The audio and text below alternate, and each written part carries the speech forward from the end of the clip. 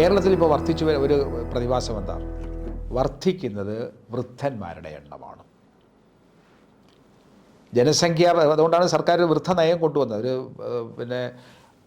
ഇപ്പോൾ കൊണ്ടുവന്നല്ലോ, ഒരു വയോജന നയം കൊണ്ടുവന്നല്ലോ. എന്താ കാര്യം? സർവീസ് പെൻഷൻകാരെ ഏതാണ്ട് ഒരു 10 ലക്ഷം വരും. അത് KSRTC ഉൾപ്പെടെയാണ് ഞാൻ ഈ പറയുന്നത്. അവർക്ക് വല്ലപ്പോഴേ കിട്ടുന്നുള്ളൂ. പക്ഷേ ബാക്കിയുള്ളവർക്ക് കൃത്യമായിട്ട് 1-ാം തീയതി തന്നെ പെൻഷൻ തങ്ങളുടെ അക്കൗണ്ടിലേക്ക് വരുന്നു.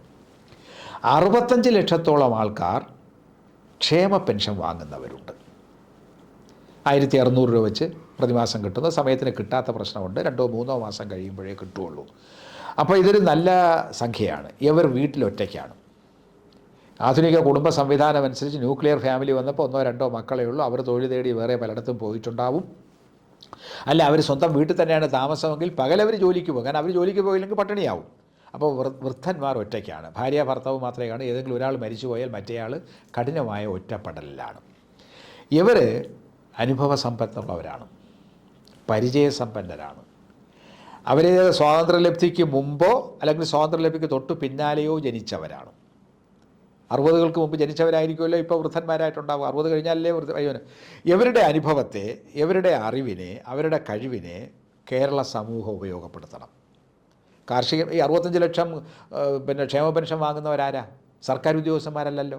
അവർ കർഷക തൊഴിലാളിയാവാം, വ്യവസായ തൊഴിലാളിയാവാം, കച്ചവട സ്ഥാപനങ്ങളിൽ ജോലി ചെയ്യുന്നവരാവാം, വീട്ടമ്മമാരെ. ഒരു തൊഴിലുമില്ല, എൻ്റെ ഭാര്യയ്ക്ക് ജോലിയില്ല എന്ന് പറയുമ്പോഴും രാവിലെ മുതൽ അല്ലെങ്കിൽ നേരം വെളുക്കുന്നതിന് മുമ്പ് തുടങ്ങി പാതിരാത്രി വരെ പണിയെടുക്കുന്ന സ്ത്രീജനങ്ങളാണല്ലോ വീട്ടിൽ. പാതിരാത്രിക്ക് മുമ്പ് ഉറങ്ങാൻ കഴിയാറില്ല. വെളുപ്പിന് സൂര്യോദയത്തിന് മുമ്പ് തന്നെ എണീക്കുകയും വേണം. ONV പറയുമ്പോൾ അരഞ്ഞരഞ്ഞേ തീരും, ഹരിചന്ദനം പോലെ എരിഞ്ഞടങ്ങുന്നതാണ് ഈ സ്ത്രീകളുടെ ജീവിതം. അവരാണ് കുറേ പേർ ഈ വാർദ്ധക്യ പെൻഷൻ വാങ്ങുന്നവരുള്ളത്. അവരെയൊക്കെ നമ്മൾ നേരിട്ട് കണ്ട് സംസാരിച്ച് കഴിഞ്ഞാൽ അവരുടെ മക്കൾക്ക് ഗുണം കിട്ടും. എന്താ കാര്യം? നിങ്ങളെ സംരക്ഷിക്കാനൊരു സമൂഹമുണ്ട്. ആ സമൂഹം, അപ്പോൾ വൃദ്ധന്മാർ വീട്ടിൽ ഒറ്റയ്ക്കാണ്. അവരെ നോക്കാൻ മറ്റാൾക്കാർ സഹപ്രവർത്തകർ എത്തുമെന്ന് കഴിഞ്ഞാൽ അവരുടെ സന്തതി പരമ്പരകൾക്ക് ഇവരോട് താല്പര്യമുണ്ടാകും. അങ്ങനൊരു മാറ്റം ആ രംഗത്ത് വരേണ്ടതുണ്ട്. ഒന്ന്, കേരളത്തിൽ ആരും പട്ടിണി കൊണ്ട് മരിക്കുന്നില്ല, ആഹാരം കിട്ടാതെ ആരും മരിക്കുന്നില്ല. എല്ലാവർക്കും എവിടെയെന്നെങ്കിലും ആഹാരം കിട്ടും. പൊതിച്ചോറ് ആരെങ്കിലും കൊടുക്കും. അയലത്തെ വീട്ടിൽ ഒരാൾ ആഹാരം കഴിക്കുന്നില്ല, തൊട്ടടുത്ത വീട്ടിൽ നിന്ന് ഒരു നേരത്തെ കഞ്ഞി കൊടുക്കുന്ന പതിവുണ്ട്. പക്ഷേ ദാരിദ്ര്യമുണ്ട്. എന്താ ദാരിദ്ര്യം? മരുന്ന് വാങ്ങണം, അല്ലെങ്കിൽ മറ്റേതെങ്കിലും ആവശ്യത്തിന് പോകണം, വീട്ടിലെ നിത്യോപയോഗ സാധനങ്ങൾ വാങ്ങണം. ഇതിനൊക്കെ പണമില്ലെങ്കിൽ ദാരിദ്ര്യം. ഈ 1600 രൂപ ഇവരതിനു വേണ്ടിയാണ് ഉപയോഗിക്കുന്നത്. ആഹാരം ആരെങ്കിലും കൊടുക്കും. ഈ 65 ലക്ഷം ജനങ്ങൾ 1600 രൂപ നോക്കിയിരിക്കുന്നത് മരുന്ന് വാങ്ങാനും ഓട്ടോറിക്ഷയിൽ പോകാനും ആശുപത്രിയിൽ പോകാനും ഓട്ടോറിക്ഷ കാശിനും ഒക്കെ വേണ്ടിയിട്ടാണ്. അപ്പോൾ ഈ 65 ലക്ഷം ജനങ്ങളെയും സർവീസ് പെൻഷൻ വാങ്ങുന്ന 10 ലക്ഷം ജനങ്ങളെയും ഉപയോഗിച്ചുകൊണ്ട് കേരള സമൂഹത്തിൻ്റെ ചരിത്രം എന്താണെന്ന് ജനങ്ങളെ ബോധ്യപ്പെടുത്താൻ ആ രൂപത്തിൽ ഇടപെടണം. 50% സ്ത്രീകളാണ്, തൊഴിൽ രഹിതരുണ്ട്. 45 ലക്ഷം തൊഴിൽ രഹിതർ കേരളത്തിലുണ്ടെന്നാണ് കണക്ക്. എന്നാൽ 30 ലക്ഷത്തോളം ഇതര സംസ്ഥാന തൊഴിലാളികൾ കേരളത്തിൽ ജോലി ചെയ്യുന്നുണ്ട്. 45 ലക്ഷം തൊഴിൽ രഹിതർ എംപ്ലോയ്മെൻറ്റ് എക്സ്ചേഞ്ചിൽ പേര് രജിസ്റ്റർ ചെയ്തുകൊണ്ട്. എന്നാൽ 30 ലക്ഷത്തോളം അന്യസംസ്ഥാനക്കാർ കേരളത്തിൽ ജോലി ചെയ്യുന്നുണ്ട്. ഞാനിന്നാൾ ഗവൺമെൻറ് മോഡൽ LPS ഒരു പരിപാടിക്ക് ഒരു വാർഷികത്തിന് പോയി. അപ്പോൾ അവിടെ ഒരു പേര് വിളിക്കുന്ന കേട്ടപ്പോൾ എനിക്ക് അല്പം ഒരു കൗതുകം തോന്നി. എന്തോ ഒരു ശശികല മുർമു അങ്ങനെയാണ് പറഞ്ഞത്. മുർമു എന്ന് കേട്ടപ്പോൾ ഞാനെന്ത് ശ്രദ്ധിച്ചപ്പോൾ പറഞ്ഞു, അല്ല, അവർ ഒഡീഷയിൽ നിന്നുള്ള ഒരു ഇതര സംസ്ഥാന തൊഴിലാളിയുടെ കുട്ടിയാണ്. ആ കുട്ടി നല്ലവണ്ണം മലയാളം സംസാരിക്കും. ഇത് കേരളത്തിലെ പല സ്കൂളുകളിലും ഇതര സംസ്ഥാന തൊഴിലാളികളുടെ കുട്ടികൾ പഠിക്കുന്നുണ്ട്. അപ്പോൾ കേരളം മലയാളികളുടെ മാതൃഭൂമി എന്നുള്ള സങ്കല്പം മാറി കേരളം ഭാരതീയരുടെ, ഇന്ത്യക്കാരുടെ മാതൃഭൂമിയായി മാറിക്കൊണ്ടിരിക്കുന്നു. ആ ഒരു മാറ്റം കേരളത്തിൽ വരുന്നു. ഇതര സംസ്ഥാന തൊഴിലാളികൾ കേരളത്തിൻ്റെ സമൂഹത്തിൽ എങ്ങനെയാണ് ഇടപെടുന്നത്? അവരില്ലെങ്കിൽ റോഡ് ടാറിങ് നടക്കില്ല, കെട്ടിടം പണി നടക്കില്ല, മോട്ടോർ വാഹന വർക്ക്ഷോപ്പുകളിൽ ആളില്ല. എന്തിന്? സാധാരണ ചായക്കടകളിൽ പോലും ചായ അടിക്കാനും സപ്ലൈ ചെയ്യാനും മേശ വൃത്തിയാക്കാനും നിൽക്കുന്നതിൽ ഇതര സംസ്ഥാന തൊഴിലാളികളുണ്ട്. അവർ കേരള സമൂഹത്തിൻ്റെ ഭാഗമായിക്കൊണ്ടിരിക്കുകയാണ്.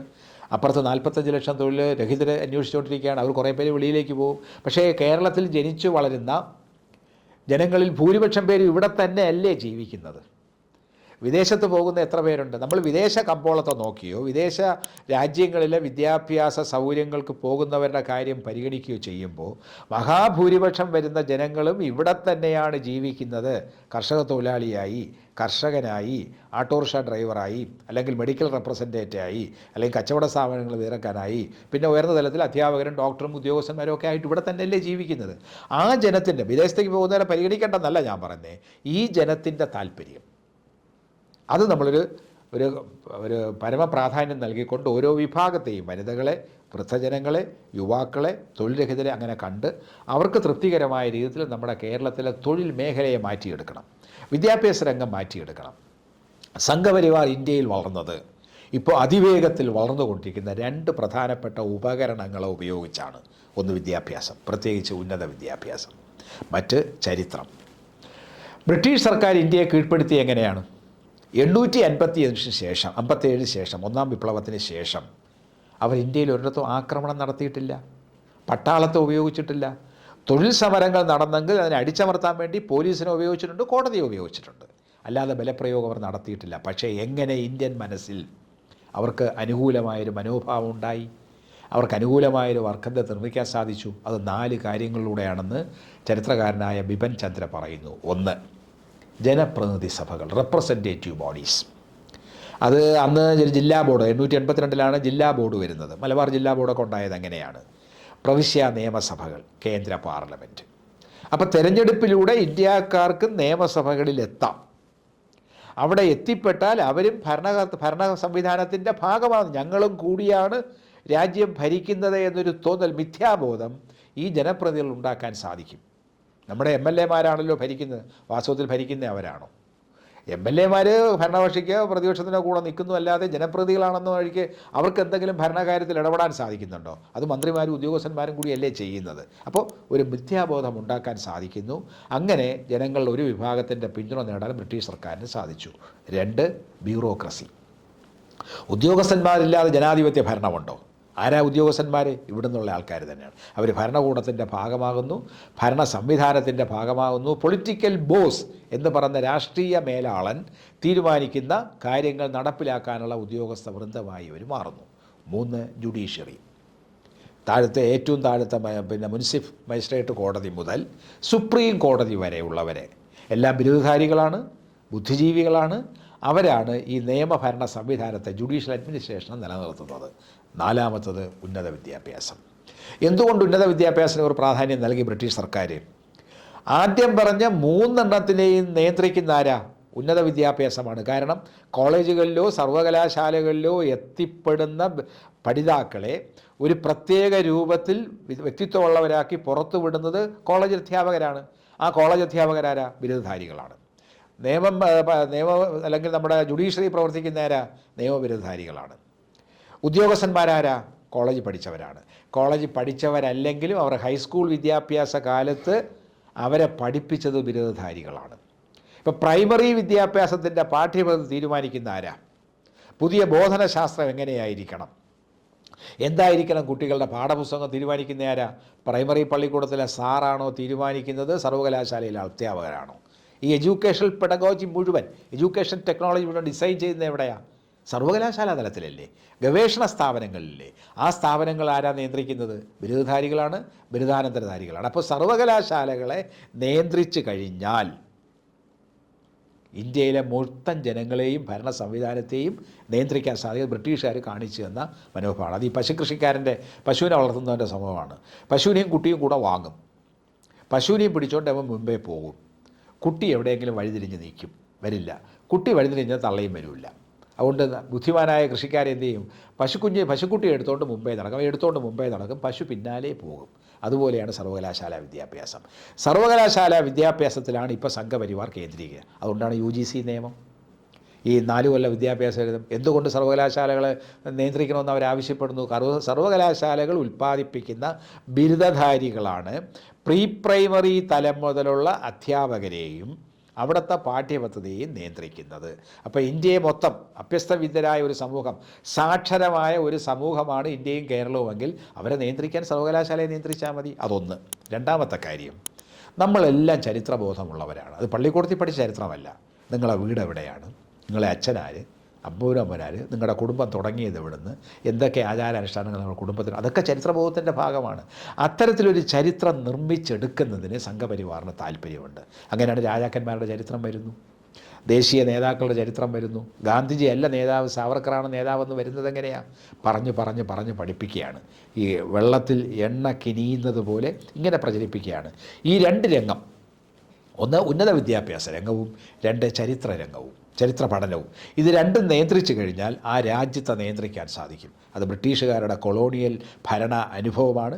ഇപ്പോൾ സംഘപരിവാർ അത് അതിസൂക്ഷ്മമായിട്ട് അതിവിദഗ്ധമായിട്ട് പ്രയോഗിച്ചുകൊണ്ടിരിക്കുന്നത്. അതുകൊണ്ട് കേരള സമൂഹമായിരുന്നാലും ഇന്ത്യയിലായിരുന്നാലും ഈ രണ്ട് രംഗങ്ങളിലും ശ്രദ്ധ കേന്ദ്രീകരിക്കേണ്ടതായിട്ടുണ്ട്. ചരിത്രത്തെ വളച്ചൊടിക്കുന്നു എന്ന് പറഞ്ഞു കഴിഞ്ഞാൽ ഈ വളച്ചൊടിക്കാത്ത ചരിത്രം ഏതാ? അത് പറയാൻ നമുക്ക് കഴിയണമെങ്കിൽ ചരിത്രം പഠിക്കണ്ടേ? ചരിത്രം പഠിക്കുമ്പോൾ ചരിത്രത്തിൻ്റെ ശാസ്ത്രം എന്താണെന്ന് അറിയണ്ടേ? എന്ത് സിദ്ധാന്തം വെച്ചുകൊണ്ടാണ് നമ്മൾ പഠിക്കേണ്ടത്? മാർത്താണ്ഡവർമ്മയെ എങ്ങനെ കാണണം? ബ്രിട്ടീഷുകാർക്കെതിരെ പോരാടിയ വേലുത്തമ്പിയും പഴശ്ശിരാജയും നിലകൊണ്ടത് എന്തിനു വേണ്ടിയാ? ജാതി ജന്മി നാടുവാഴി നിലനിർത്താൻ വേണ്ടിയല്ലേ? അദ്ദേഹം കുണ്ടറ വിളംബരത്തിൽ പറയുന്നത് എന്താ? തെങ്ങവരി തലവരി മുതലായ അധിക നികുതികൾ കുടികളിൽ കെട്ടിവെച്ചും കോവിലുകളിൽ കുരിശും കൊടിയും നാട്ടിയും യുഗഭേദം പോലെ ബ്രാഹ്മണ സ്ത്രീകളെ സംസർഗം ചെയ്തും നിലവിലിരിക്കുന്ന സംസ്കാരത്തിന് ദോഷം വരുന്നത്. അപ്പോൾ രാജഭരണം നിലനിൽക്കണം, ദളവാഭരണം നിലനിൽക്കണം, ഭൂസ്വാമിത്വം ജന്മിത്വം നിലനിൽക്കണം, ജാതി വ്യവസ്ഥ തകരാൻ പാടില്ല. ഇത് തന്നെയല്ലേ പഴശ്ശിയുടെ ആഗ്രഹം? ഇവർ സ്വാതന്ത്ര്യ സമര സേനാനികളാണ് തന്നല്ലോ. ഇവർ സ്വാതന്ത്ര്യ സമരത്തിൽ പങ്കെടുത്തവരാണെന്നും ബ്രിട്ടീഷ് വിരുദ്ധ കലാപം നടത്തിയവരാണെന്നും പറഞ്ഞാണ് നമ്മൾ അവരെ ശരി തന്നെയാണ്. പക്ഷേ 854 ഇന്ത്യൻ നാഷണൽ കോൺഗ്രസും പിന്നെ സോഷ്യലിസ്റ്റുകാരും കമ്മ്യൂണിസ്റ്റുകാരും പറഞ്ഞു കിടന്ന എന്താ?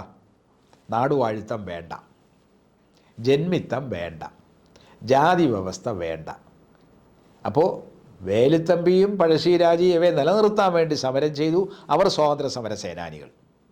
ഇത് വേണ്ടാന്ന് പറഞ്ഞ കോൺഗ്രസ്സുകാരും കമ്മ്യൂണിസ്റ്റുകാരും സ്വാതന്ത്ര്യ സമരം. ഇതെന്താ വ്യത്യാസം?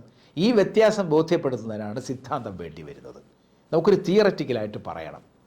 ജാതിജന്മി നാടുവാഴി വ്യവസ്ഥ അന്നത്തെ കാലത്തെ അവരുടെ ബോധമാണ്. പിന്നീട് വന്നതോ ആധുനിക തൊഴിലാളി വരുന്നു, കർഷകൻ വരുന്നു, സ്വതന്ത്ര മനുഷ്യൻ വരുന്നു, മാനവികത്വം വരുന്നു. അപ്പോൾ അതിനെ പ്രോത്സാഹിപ്പിക്കുകയാണ്. ഇതിന് രണ്ട് ഘട്ടമായിട്ട് അന്നത്തെ സന്ദർഭത്തിനനുസരിച്ച് അന്നത്തെ കോണ്ടെക്സ്റ്റിലേക്ക്, ടെക്സ്റ്റും കോണ്ടെക്സ്റ്റ് എന്ന് പറയും, കൃതിയും കാലവും. ഒരു കാലത്തിനനുസരിച്ചാണ് കൃതി ഉണ്ടാവുക.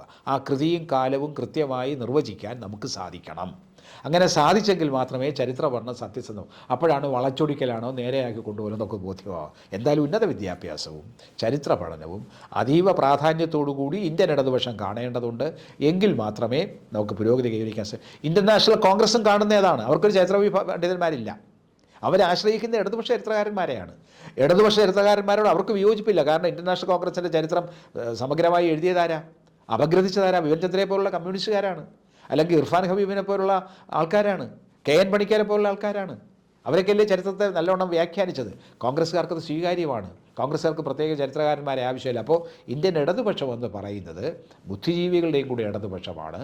അത് അധ്യാപകരും വിദ്യാർത്ഥികളും ഒരുമിച്ച് ചേർന്നുള്ള ഒരു പ്രസ്ഥാനമായി വളർത്തിക്കൊണ്ടുവരാൻ ഇടതുപക്ഷത്തിന് കഴിഞ്ഞെങ്കിൽ മാത്രമേ സംഘപരിവാറിൻ്റെ പരിപാടികളെ നേരിടാൻ സാധിക്കൂ.